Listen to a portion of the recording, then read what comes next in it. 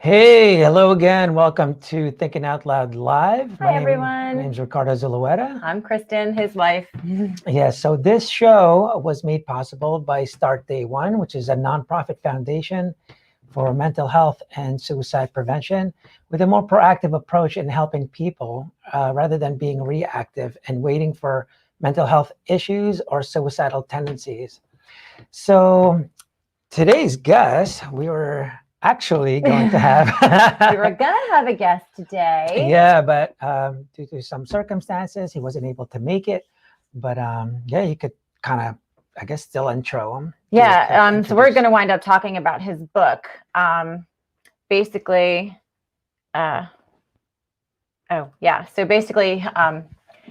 his name is Dr. Benjamin Hardy, and his book is Personality Isn't Permanent. Now, he's got a couple books, but this one is the one that we were going to talk about with him today. He is an organizational psychologist, a best-selling author. He's been featured on Forbes magazine and Fortune magazine, CNBC. He's been interviewed with. He's just crazy, and he's trying to help people realize that breaking free from self-limiting beliefs to rewrite your own story. So basically, like, stuff that happened in your past doesn't actually frame your future. That doesn't mean that's who you are. So We'll get into that a little bit deeper. But yeah, he actually had a cool story about it. So yeah. So basically, he's saying personality isn't permanent, and a lot of people believe that it's like innate and fixed. That everything from your past really just determines your future, that you're always going to be the same person. For example, a lot of people will say, I'm an introvert. Mm-hmm. And it's not because... And that's it. They say that they're stuck there. Yeah. They can't get past that. Yeah. So that's just an example. Or some people will go check out their horoscope and stuff like that and say, like, oh my God, that's me. And as if that's always going to be you. Because I'm a Capricorn and that's all that's it. And they never can go outside of that. Right. So he actually went and did his research and found that our personalities are actually malleable, and it's always changing. And they're always changing. Yeah. Throughout the show, if you guys have any questions, now that he's actually not going to be able to make it, we'd love to answer some of your questions that we kind of learned from his book, and it's really good. It's one of the... I think every person needs to read this book. Yeah. Just like every person, whether you have mental health issues or not, every person needs to read this book. Awesome. No matter who you are, where you are in your life, every person needs to actually read this book. Yeah. One of the biggest things that you learn from it is not necessarily just like it's about your past. So the biggest thing, the takeaway, actually what's awesome is all the things that he wrote about are basically our beliefs already. He just kind of backed it up with research.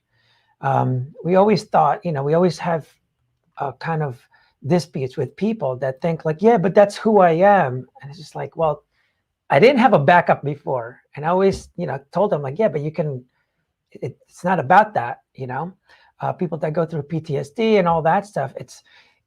What it made it clear was it's not about what you can see from your past. It's actually what's messing you up is actually what you can't see about your future. Because once you kind of picture yourself in a future that it's not in line, or it's in line with your perspective. So I always go into like talking about perspective determines your decisions and all that stuff. And this is probably one of the most simple perspective shifts that you can have, is you have to have like a future version of yourself that's always going to be who you strive for.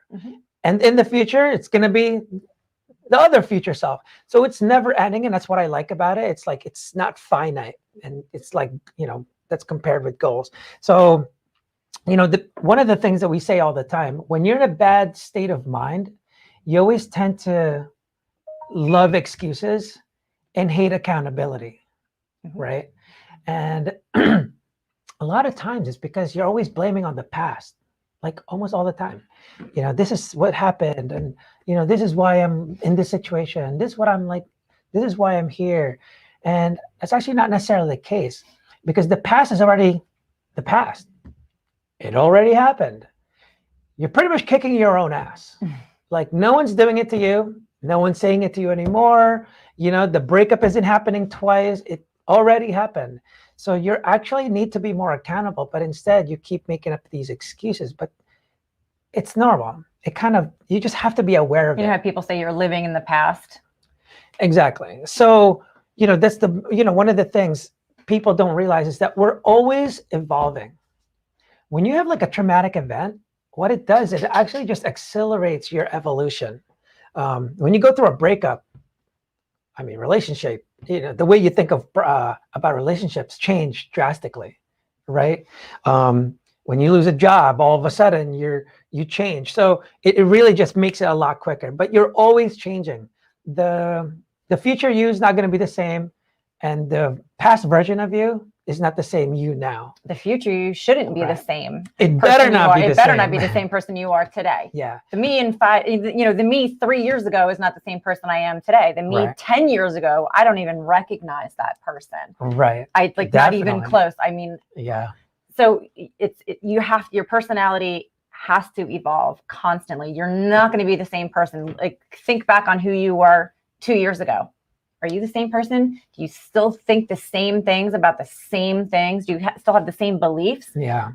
Everything changes. You've changed constantly. Yeah, definitely. And you have to actually, something from the book, it said, we can't predict the future, but we should. So the more you kind of try and predict your future, the better. So you always have to see a future version of yourself, right? One of the things that I tell entrepreneurs now, because people, when you're an entrepreneur, you think, oh, I don't have a boss, but actually you do. And it's the future version of yourself. What would that future version of yourself be doing to be that person, right? So for example, we're doing our startups and all that stuff. It doesn't mean you got to just keep working and hustle and, work, no play. That's not the goal. Your future version would be pissed off at you if you didn't stop and smell the roses, right? So it's all about the future version of you. Like, what would he do? How did he accomplish this? How did he make it there? So that's kind of like the book. It like really goes deep into that.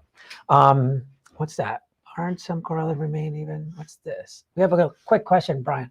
Aren't there some core values that remain even after traumatic life-changing events? Yeah, absolutely. Absolutely. There are some core values, but a lot of times it's actually a choice, right? There's people that change it from one to the next, from being nice in high school and then being a real prick because he got rich, or, they were dorks back then. And all of a sudden, like, why did you change into being this? Like, what happened to that nice guy that I met?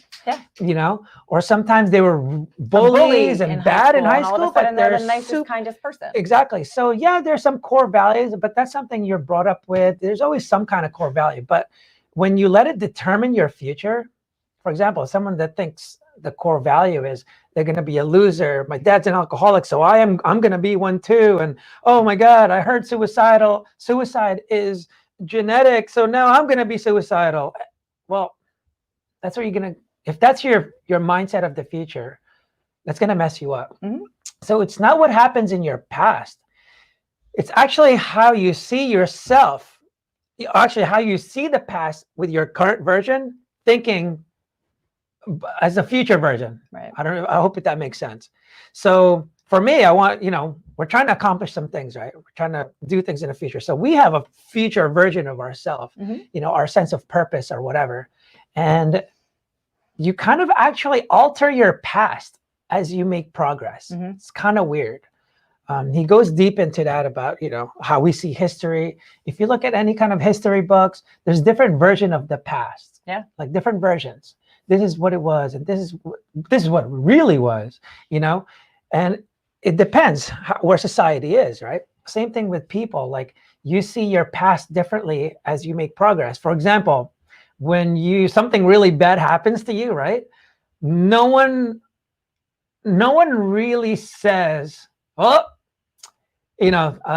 what do you call it? Things happen for a reason. No one ever says it when something is really bad. Once something happens that's good, then they say, I guess everything happens for a reason, right? Because now you see your past in a different way, like, oh, that should have happened for me. Like it was supposed to happen for me. That's how I would have met her. Like, so that's kind of, I mean, I don't really, when people say everything happens for a reason, what they're really trying to tell you is that you have to find the reasons to make things happen. I'm always trying to help people be accountable. The more you keep relying on other factors of your life, it's like, and that's what really hurts people, right? You need to be accountable. It's actually intentional. And I always tell people the steps to pursuit of happiness, you have to start with a sense of purpose. You're always going to feel lost if you don't know where the hell you're going or why. Once you get your sense of purpose, now you start looking at your perspectives. Your perspective might not be in line with your purpose, and that's why you never go that way, and that's why you're unhappy.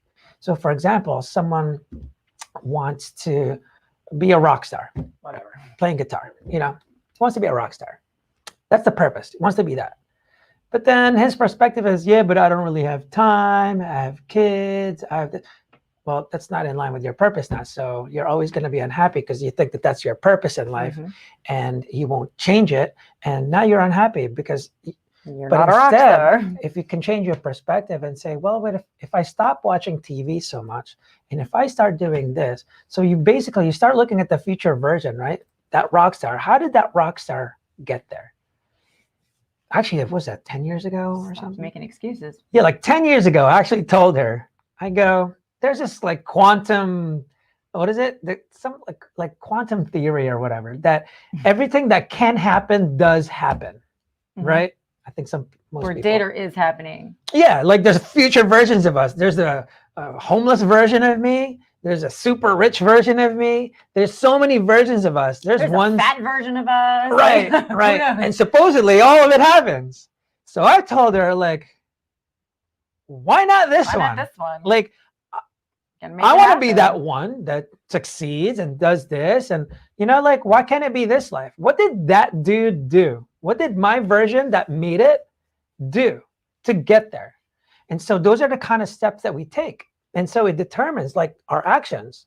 And so those are kind of like helps with your purpose. You have to have like a future mindset. Here's one cool thing about purpose that I learned from the book, actually. So people that just got on, Personality Isn't Permanent. Awesome book. Everyone has to read it. He mentioned something about, well, actually the first thing is when you think about purpose, first of all, this one's not from the book. When you think of your sense of purpose, it is never a noun. You don't say, I want to be a rock star as your purpose. I want to have a successful business, or those are just goals.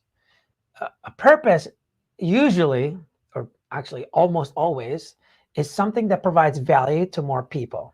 It's never about yourself. A purpose, a cause, is never about yourself.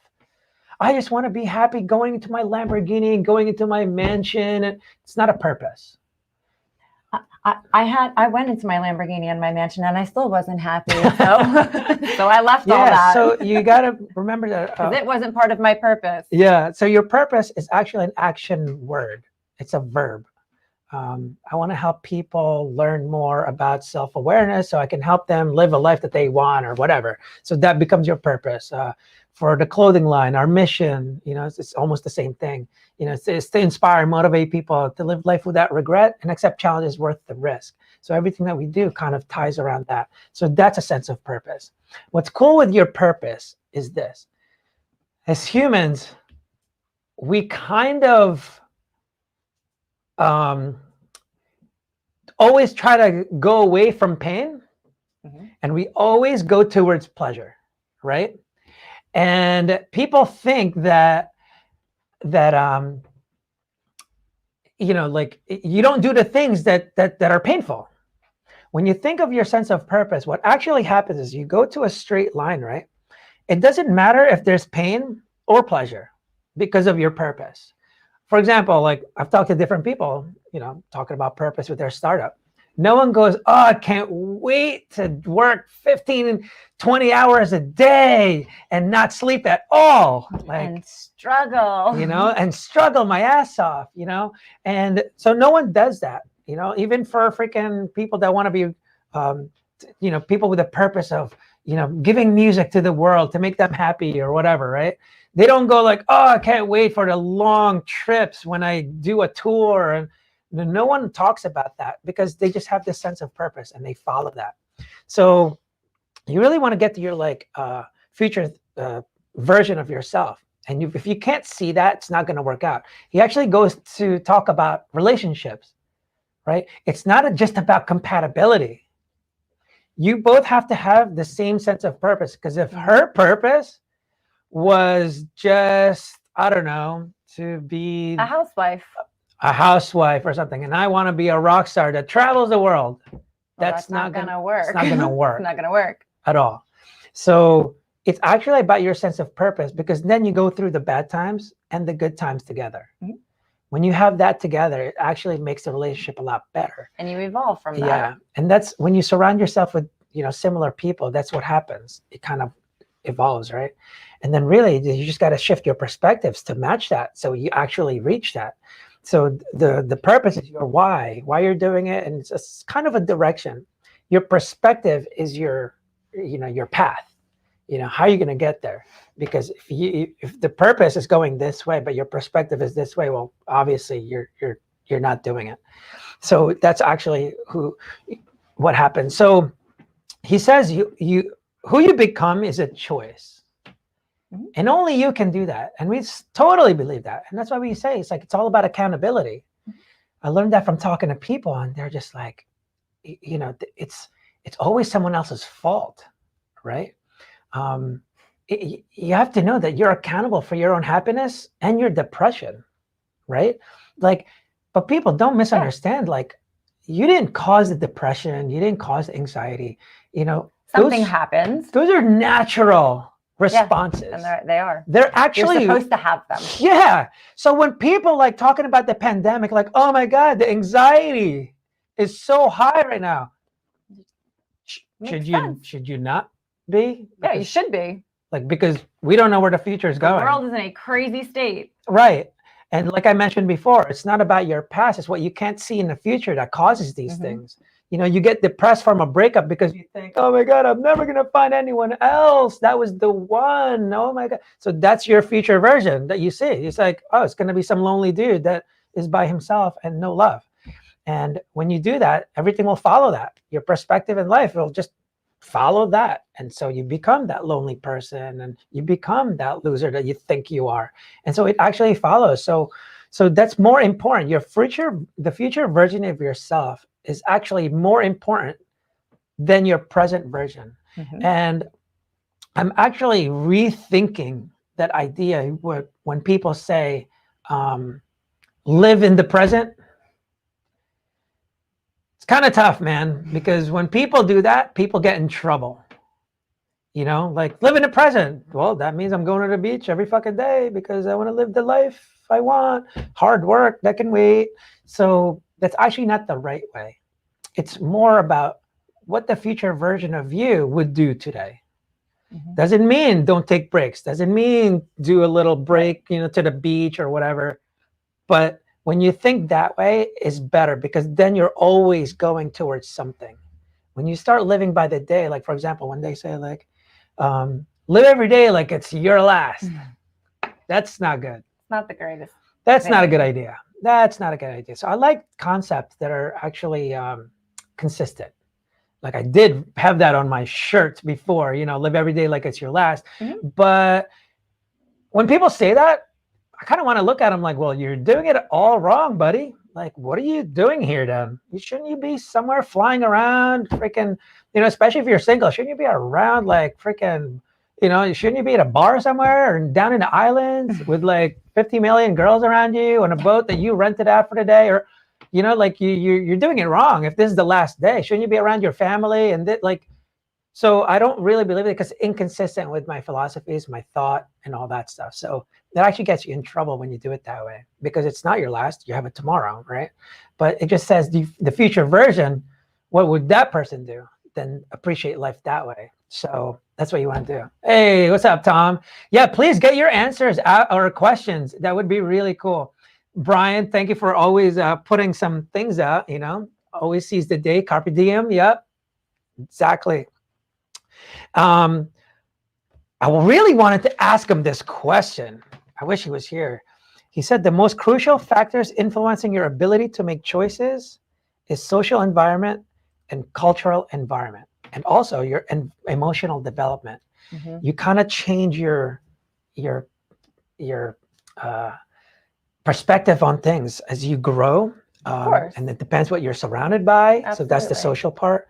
And the cultural part, it depends on the type of culture you're living in, right? What's happiness and all that stuff. And he actually says on his book that fear and risk is actually what defers accountability. So true. That's why we always rely on people to tell us what to do. That's why it's scary to be an entrepreneur, because you're responsible for everything, right? There's no one to blame but you. But when you're in a bad mindset, you blame your employees, you blame, like, you can't do that. Like, you have to hold yourself accountable. And one of the things that I've learned especially through the pandemic and all that stuff, we were just talking about this, right? Like, you almost kind of, the best way to distract yourself, and it's the healthiest way of distraction, is focusing on the solutions. Yeah. Right? Everyone. Not the problem. Most people focus on the problems. Okay, so there are problems. Everyone's got problems. There's problems in everyone's life and everything. Yeah. But okay, great. We know these are the problems. How are we going to fix them? Right. What's the solution? It's Not the focus best. on these. If you keep focusing on these, that's when you get locked in depression and locked in self-doubt and worry and anxiety. Focus on how we're going to fix it. What do we have to do? What are the steps to fix problem A? What are the steps we have to do to fix problem B? And then start working on them. You don't have to do them all in a day, but you have to start slowly working on making Start day progress. one. Yep, start day one. Yeah, start day one. So actually, I recommend for people, if you're in a really shitty place right now, complain. Like, seriously. Complain your ass off. Complain your ass off, but while you're doing that, please write them down. Yep. Because what you're doing is you're actually giving yourself a guideline. Yeah, a guideline, a roadmap of all the things you need to solve, all the things you need to work on. I just don't really have any time, this, that. I lost my job and this and that. Now look at the solutions. Distract yourself like crazy with the solutions. When you're just problem solving, the days just keep going. And all you're doing is trying to solve it. You may not solve it right away. So one of the things, it's about accountability, right? You have to understand that no one knows the right choices, Nope. It's not about making the right choices. It's about how you deal with the consequences. And even that is a freaking choice. It's your choice how you're going to react to the consequences, right? Definitely. So you have to remember, you're always accountable. You stop blaming things and stop just resorting to, when, like, for example, people get diagnosed with depression. That's it. That's all you're going to do. Just going to take the pills. Not going to hold yourself accountable. Nothing like that. No. Not going to try and work on not going to try fixing it or right. reframing the traumatic thing that happened to you and make it better and try to work around it. A lot of people I've talked to, I felt that a lot of people are actually insane. They complain about things they do absolutely nothing about. Absolutely nothing. My job sucks. This sucks. This sucks. Oh, so is your resume going out? Are you looking for another job? No. Oh, my girlfriend sucks. She's always doing this and we just don't get along. And oh my God, I'm so depressed. I hate it. Oh, so you guys are going to break up? You're looking for you're going out dating and stuff? No. Oh, really? Okay. Well, you're going to complain again next year, until you break up. So, and you haven't even talked to her about this? Like, what are you doing to fix it? Like, what are you doing to change it? You got to at least try. What are the steps? This is the roadmap again. What are the steps you're taking to fix this problem? Something I learned from the startup, mindset, building these businesses and stuff. Everything is an assumption. Everything is just an assumption until you get data or feedback. If you start assuming, well, my wife is always this, she's not ever going to go for it. so I don't talk to her about it. That's an assumption. Like, why don't you talk to her first? Like, hey, this, that. And then when you get the feedback, you're like, nope, I was right. Because you might be wrong. You never know. You can't just assume and that's what it's going to go. And a lot of people do that. It's like that old saying, like, the answer is always no if you don't ask. Yeah. So ask. Like, if you want a raise at your job, right. If you don't ask for it, if you think you deserve one, but you don't ask for it, the answer is always no. I mean, look what the answer could be no. The answer could be no if you ask, but the answer is definitely no if you don't ask. Right. You have to at least try. If I assumed like, well, Kristin, you know, when I first met her, she had the yachts, the freaking Lamborghinis, mansion, all that stuff. I could have easily said like, she's not gonna go for me. She's not gonna leave all that for this. No way. I mean, it's awesome. Maybe I'm slightly insane because I did, but mind tricks, man, Jedi. But no, it was because of all the bad things that were happening to me while I had all that. You know, there were traumatic experiences that I had to work around and reframe. Right. And I didn't let all the traumatic things that happened to me define who I am as a person now. And how that actually started was because I helped her shift her perspective. Mm-hmm. Her perspective when I first met her was like, I guess because I have all this, very true, Brian. I don't deserve love. She's like, I'm never gonna find it. You know, that's right. I thought that because I had everything, I had anything and everything anyone in the world could ever possibly imagine or ever dream of ever having. The only thing I didn't have was true love and genuine kindness and caring and any of that. I had a lot of abuse in my past relationship. And, it's one of those things where I was like, well, I guess you can't have it all. And that's where I was kind of stuck. And he helped me change that. Yeah. That perspective. New comments there. So another thing that kind of came out this book and made it really clear. And that's how I kind of knew the steps for pursuit of happiness. So exactly, Brian. So first, I'll get to your question, Brian, or a comment. No, he was when he said he asked for a raise. He thought he deserved it, and he asked for a raise, and he wouldn't have gotten it if he didn't ask. Dude, exactly. If you didn't ask, the answer was no. You weren't going to get it. Right. Like Kristin was never going to say yes to me if I never asked. Right. If I never even tried to pursue. Right. Or anything like that. Yeah, so definitely not. I would have stayed Brian. Where I was. So those are the kind of things because the way you do that is like when you think of a future version of yourself, like, well, how are you going to move up the ladder? How are you going to succeed? So you actually, I'm just trying to make her stop. You actually, follow that route, and you always think of future version of yourself. Mm-hmm. One of the coolest things that I learned from this, and it really made it clear for me, was the steps again, like pursuit of happiness. Right? It always starts with a purpose, so you know the why, and then your perspective have to match that. And when your perspective doesn't match your purpose, that's when you need inspiration. The only goal of inspiration is to actually shift your perspective. Mm-hmm. That's it. When you watch a movie, when you listen to music, when you all of a sudden something changes in you and you go, oh, wow, wait a minute. And all of a sudden your perspective shifts. When you change your perspective, that's almost the only way you're going to make that decision that follows that. All your decisions will follow that perspective, mm-hmm. right? So once it shifts, then you're finally able to make that decision. Once you make that decision, that's the only time you actually need motivation. Right. That's the only time. And a lot of people think, like, oh, I don't know what to do with my life because I haven't found anything I'm passionate about. Well, passion actually comes after.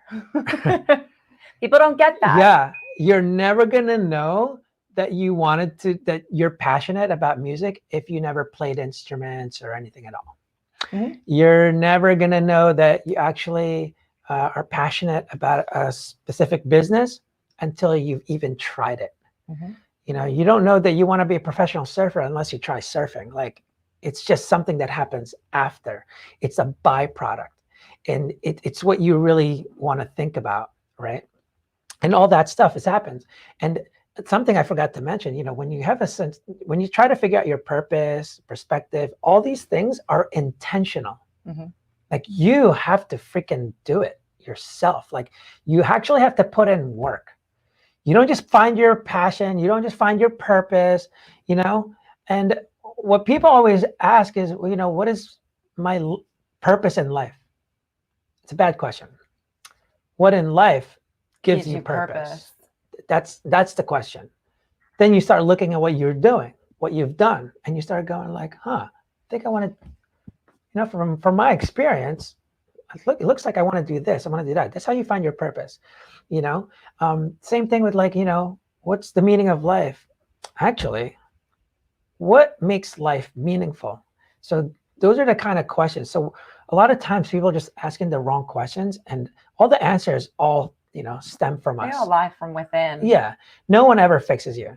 No book. The only thing these books do, any motivational, anything, just change your perspective. Shift your perspective. Shift your perspective. That is it. And it makes you go, oh shit, they're right. Like they make you rethink big issues in your life. That's where and even small issues in your life. Because that's pretty much the cause of most of your problems is because of your perspective. And it's usually just your perspective on the past or the future or the present, no matter what. It's really your perspective. If you look at any guru that you can think of, it's something shifted in their perspective, and all of a sudden they became motivational. Oh, I'm gonna help people, or when they come up with a business or whatever it is, right? But yeah, that was really cool to read about, that your confidence and your passion actually comes afterwards, right? It's not something you discover. It's actually something you create. Yep. That's what it's, personality isn't permanent actually talks about. Us, like we're creating, like we want to help people. So that's pretty much with Start Day One, and even with our clothing line, like how can we help more people? It's not, that's just become a purpose, but it's because of what we're passionate about and what we want to do, and what it's in line with all of our other goals as well. Right, exactly. And that's why you just kind of go. So, and it's funny, he goes through this thing too, like, the confidence and passion comes afterwards, right? And talks about the millennials.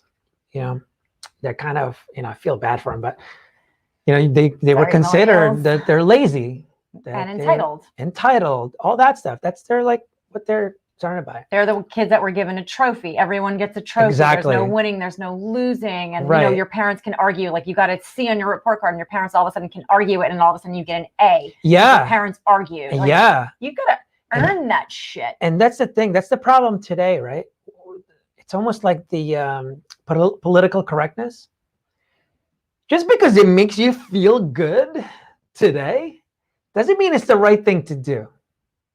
Right. And just because you have social anxieties or you have issues doesn't mean that everyone else has to tiptoe around you because of the way you think or you feel. Like, for example, there was this one, it was like in the book. I'm not saying that to be a dick. I'm just.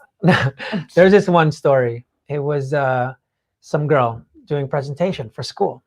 And she's like, we shouldn't have to do something that makes us feel really anxious. Anxiety is real. Yeah, no shit. You're supposed to feel anxiety. But the more you do it, the more you do the presentations, the more you build the confidence, and that's what makes you a better person. The more you avoid that, what do you think you become? And that's why they always say millennials are lazy, entitled. And because every time something makes you uncomfortable, you can just say, well, I'm uncomfortable doing that, so I shouldn't have to. Right. Well, that's not life. Right. Lots of things in life are uncomfortable. Lots of things in life I don't like to do. Guess what? Got to do it. Just because it makes me uncomfortable and uneasy doesn't mean that I shouldn't have to do certain things. Yes, I understand you shouldn't be forced into certain situations that are harmful to, your well-being and your actual physical life and what have you. But I mean, it's just one of those things. You shouldn't be forced to jump out of an airplane if you're terrified to. I get that. But if you have to give a presentation at school, give a presentation at school. The only way to gain any kind of confidence, it's after. You don't gain before. Your confidence don't go up at all. Not before. Right. You can amp yourself up to like go, but your confidence is totally low. That's why you have anxiety, Mhm. right? Because you don't know what the hell's going to happen. When you're doing a pitch, a presentation, oh shit, am I going to bomb? Oh my God, what if I forget? It's called anxiety. It's just us doing even this. Yeah, it's normal. I don't know when the hell emotions became abnormal. I have no idea. Growing up, it's always been normal. Depression? Oh, because you had a divorce? Normal. Depression because someone passed away? Oh, weird. Normal. That's normal. Yeah. People just are not as self-aware about where the past have been, but they just kind of dwell on it, right? And they just know a sense of the future, like the Tony Robbins thing is, the past doesn't equal the future. But I like that, Benjamin Hardy that actually goes beyond that and just says it's like, no, it's actually the future that should kind of guide you. And totally makes sense. Totally makes sense. And basically his idea that personality is impermanent is he's saying we're always evolving. Our personalities are actually malleable. As an entrepreneur, right? You think, oh, you have to be an extrovert and you have to be good at sales and this. No. Once you have that purpose and you have that future version of yourself and all that stuff, your personality changes automatically because you have to. How are you going to achieve that purpose if you don't do it? Does Elon Musk strike you as an extrovert? He's always on TV though. He's always talking now. But he's actually not. But he's not. Considers himself an introvert. Yeah, totally. You can see it. He's totally introvert. He's a little socially awkward. Right? You can see it. Right. And so, like, even me, I'm like, I'm extrovert. Like, this is awkward for me. Extrovert. Man, like, this shit is awkward. Yeah, and I'm an extrovert as well. I mean, I guess technically, I'm always, I bartend. So I talk to people all day long, and I'm a little social butterfly. And so is he. I mean, we go to events and we talk to people all the time. Hundreds of people a weekend. Well, when we were able to go to events. Yeah, it's awkward. But this is actually awkward for us. Yeah, which is people weird. think I'm so extrovert, butterfly, all this, social butterfly. But I don't put stories. I don't because I'm just like, it's freaking awkward. And then I'm also a very private person though too. I'm also very private, and I like to be home alone. Like we'd like to be home alone. Yeah. So I don't like to go out to bars or restaurants and things like that often. Yeah. Like, we like to be home. But look, so we end up here doing these shows because our purpose is to help people. How the hell are we going to help people if we just stay here and do nothing and not expose ourselves? Well, yeah, we can't expose ourselves. Yeah, so those are the things that that he mentions on her. It's just so in line with everything that we talk about. Everyone, like I really recommend this. Like, I know you didn't show up, Benjamin. You suck. But his book, man. But everyone needs to read the book. It's a very easy read. It's not very scientific. It's very easy. Super, super easy. Like I listened to it, actually. I didn't actually read it. I listened to it 3 times while I was running. Yeah. So we got the audiobook, and it is so impactful on your life. Yeah. It really makes you think about your life and your past and your future and how you can take horrible traumatic shit that happened to you in the past. And reframe that. Reframe it. Like I know a lot of bad stuff had happened to me, like a lot of bad stuff, abuse in all different forms have happened to me. And I was a shitty person for a very short period of time in my life because of that. Yeah. And I just had to rework my life and rethink about that. All that bad stuff happened for a reason, and it made me who I am today. Yeah. And I think I'm actually pretty awesome. So. and then that's what it is, right? It's always a constant pursuit. Yeah. I think it was of being a better person. It McConaughey that said, Matthew McConaughey. What do you want to be? He said, who's your hero? Who's your hero? The future version of me 10 years from now. He said me in 10 years. And then he was asked again, I guess in 10 years by the same person. And he's like, are you that hero? And he's like, nope. He's like, did you make it to become your hero? He's like, no, because that 10 years from now is my hero. 10 years from now is my hero. And that's how we have to kind of see ourselves. And so people that are going through some shit right now, right? Because of the pandemic, depression, whatever. Yeah, the pandemic. For anything. Yeah. So let's talk about solutions now. We're talking about all the bullshit and all this stuff, concepts. Anyone going through anything, like tell us something. That would really help, because then we can kind of help guide you on that. But anyway, things that are going on right now, pandemic. people losing jobs and stuff like that, right? So Jobs, money. you guys are family. panicking, or a lot of people are panicking. It's not like it doesn't happen to us. Mhm. Like dude, it's natural. We It's panicked. normal. Don't make anyone think that it's abnormal.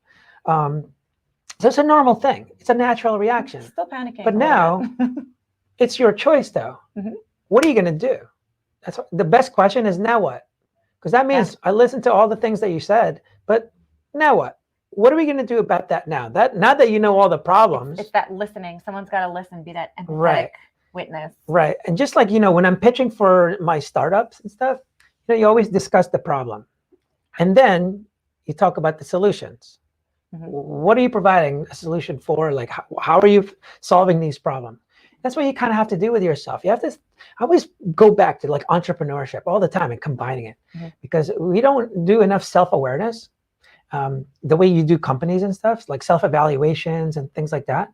But you really have to figure that out, And then when you start focusing on the solution, like, again, one of the best ways is complaining. You list it out, and then you just go back to it, and it's like, all right, this is what I need to work on, this one, this one, this one. And then just focus on the solutions. What are you going to do? And I've been able to do that surprisingly, like, looking at my past, like, it's not like it was great or anything. I just kind of kept seeing a different feature. Like, I don't know. I just constantly strive for it. I just think it's possible. I know one way to make it impossible. Just quit. By quitting. Yeah. I'm not doing anything about it. Not that it's a bad thing. Like, a lot of people have this bad concept about, never give up. Like, you guys have to change that. People don't really mean never give up. Never give up on yourself. Right. That's it. That's why purpose is important.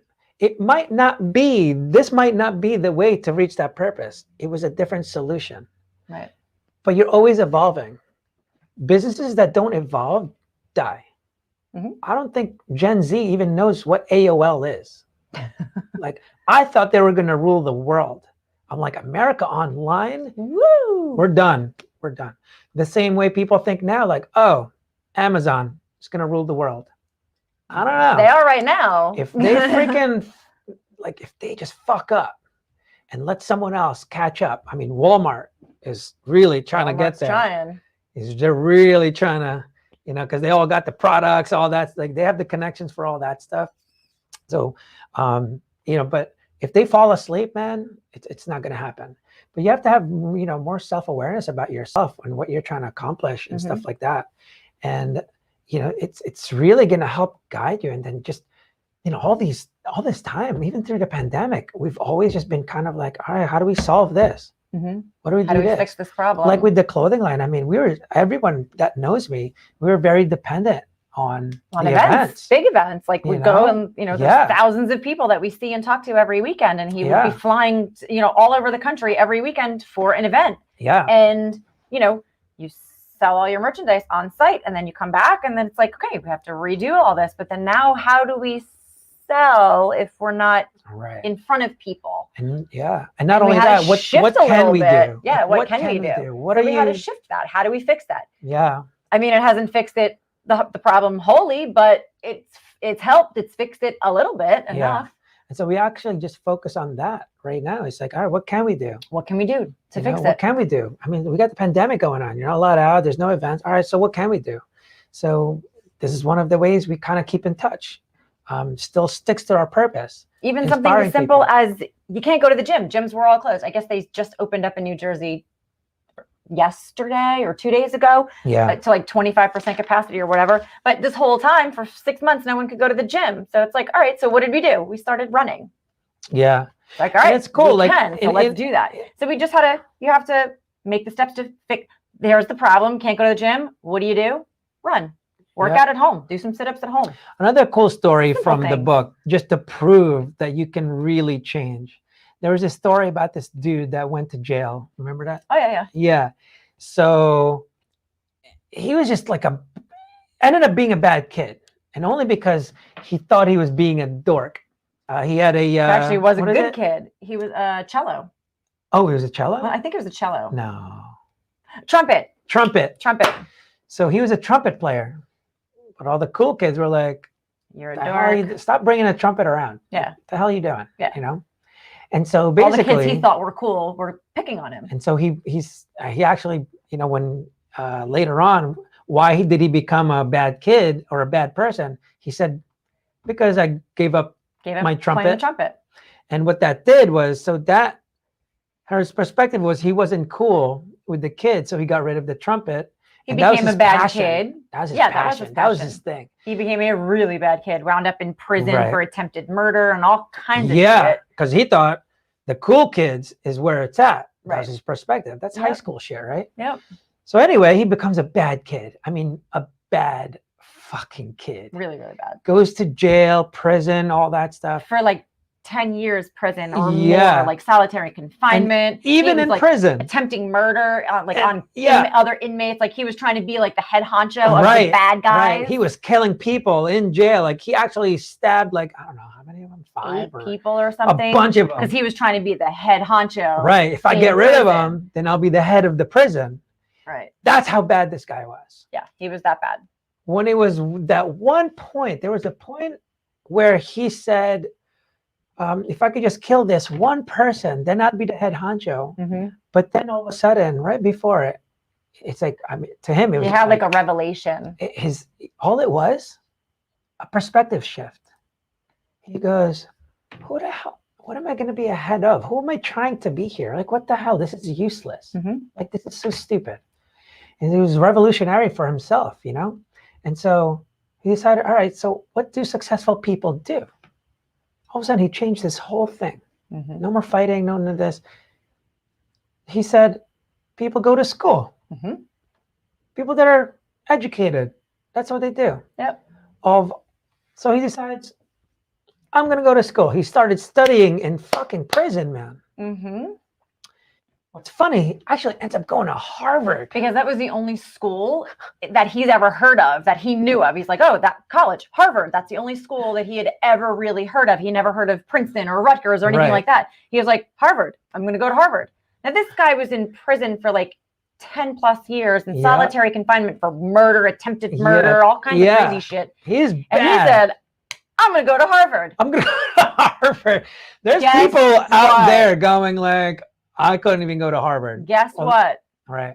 And only because you told yourself, that's not me. I don't have Harvard in me. Your choice. What?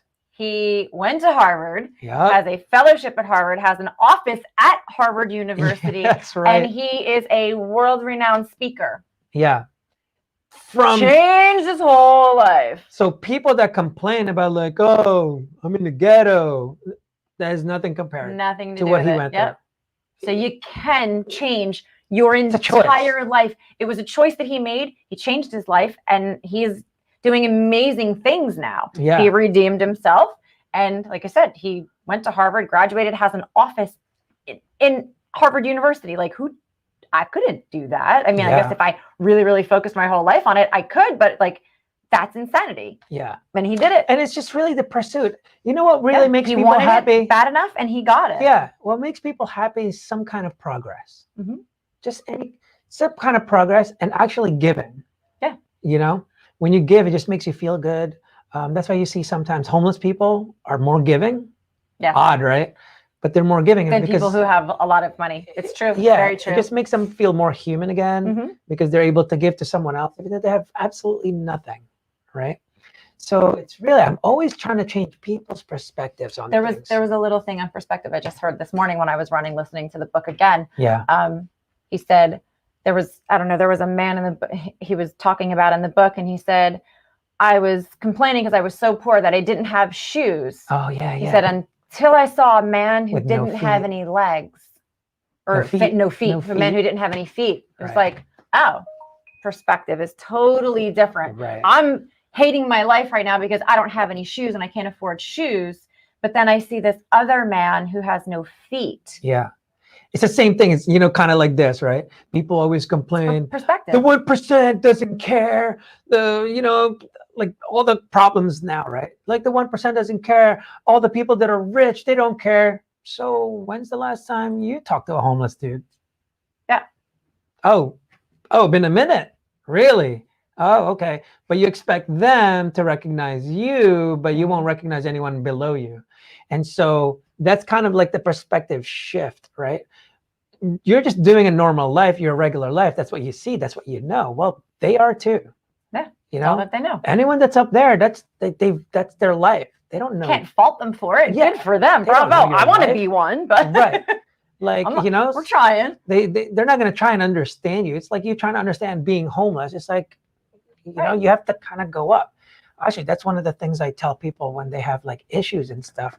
One of the best self-defense mechanism traits that people with a bad state of mind do is they always say, you don't understand. Always, right?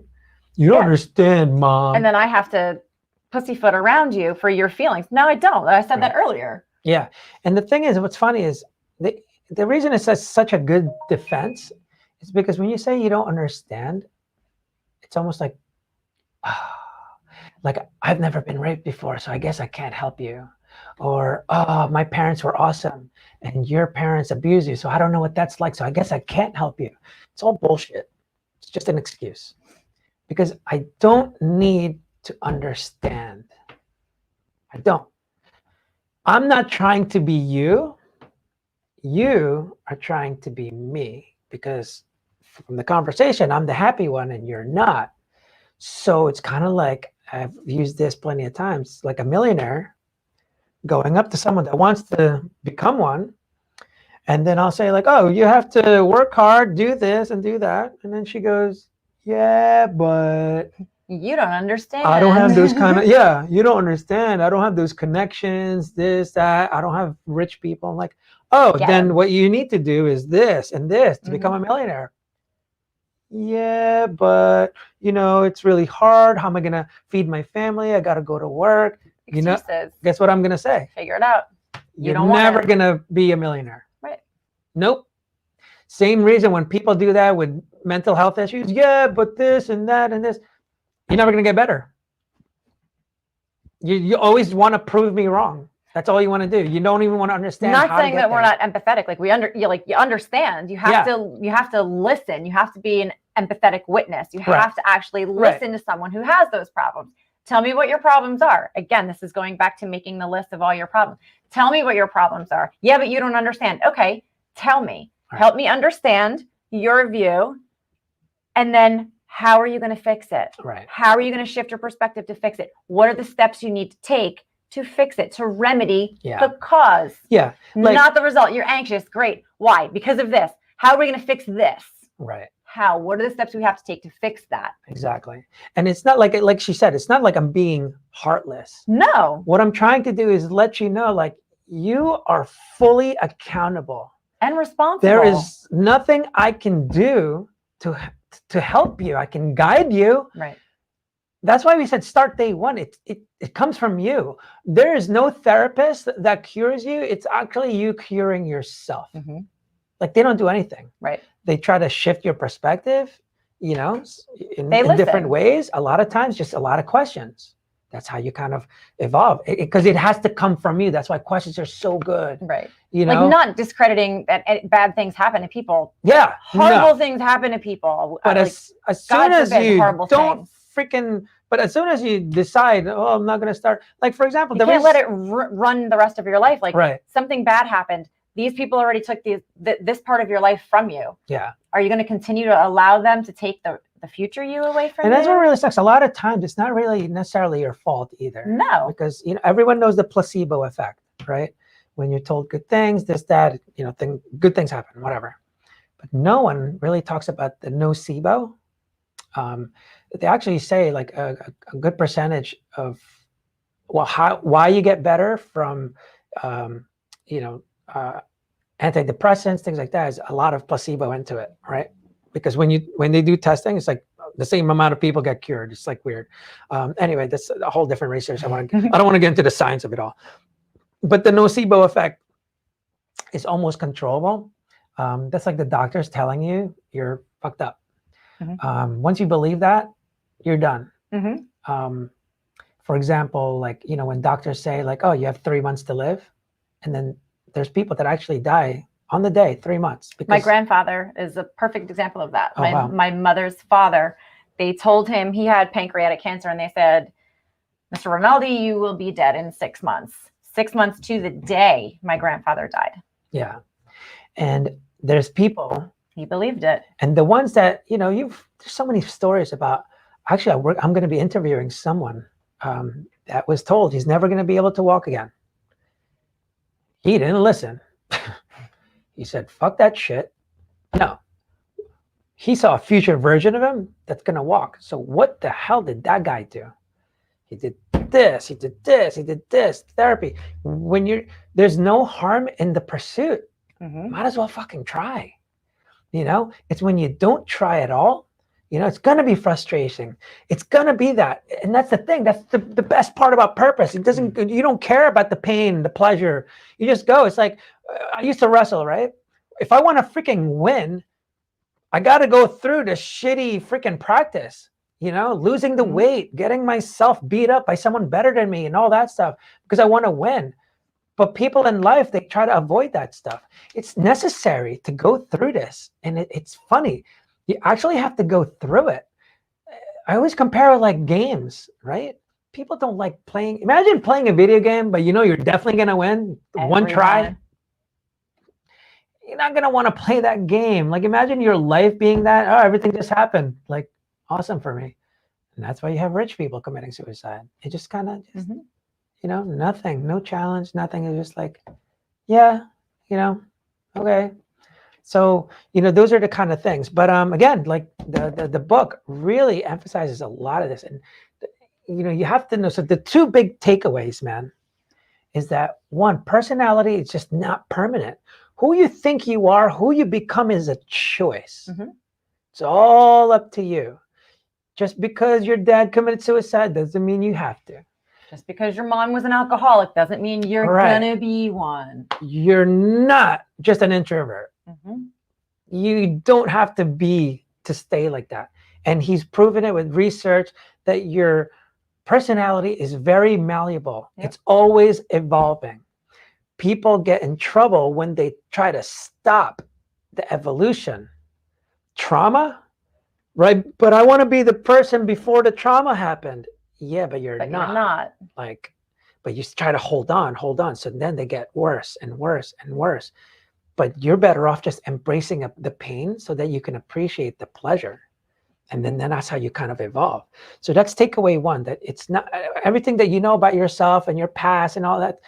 None of that matters. None of it matters. Like it's completely up to you what your personality is going to be. And two is really that mindset of the future version of yourself. Like those are the biggest fucking takeaways. Yep. When you do that, man, you get so just, I don't know. It's almost like, it's kind of like when I talk about the perspective. It's the best perspective shift I've ever heard. That was so simple. People, you can talk to people that have mental health issues. It's like, what do you think their future version of themselves are? Imagine your first breakup, right? It sucked because you thought you're going to be alone forever. You're not going to find the same, the right one. You're going to be lonely. And you're 19 and right. You think like your world is over. And you're 19, it's the end of the world. It's the end of the world. Listen here, buddy. Plenty of time. You're going to learn from this. Don't worry about it. And you'll find you'll go through this 3 more times before you find the right one. Right. But that's just something that happens. But that's life. That's learning. That's living. It's natural, man. And then the higher you're going to deal with that. Yeah, and that's the way it is. That's just the freaking life. Like you have to do that.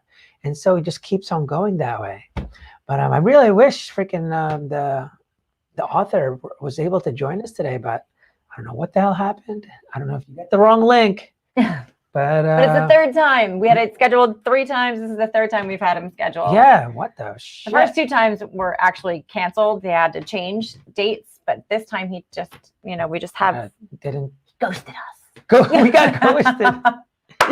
We got ghosted. Cool, so whatever. But anyway, thank you everyone that listened in. We're talking about the book, and I hope you kind of learned something. I wasn't as prepared to explain what the book is about because I was expecting the author to be with us. To be talking about it? Right. So I only picked kind of like off different points. Yeah, exactly. But I do recommend it, even though he ended up not being here. I really recommend getting the book. It's just in line with everything that we've talked about.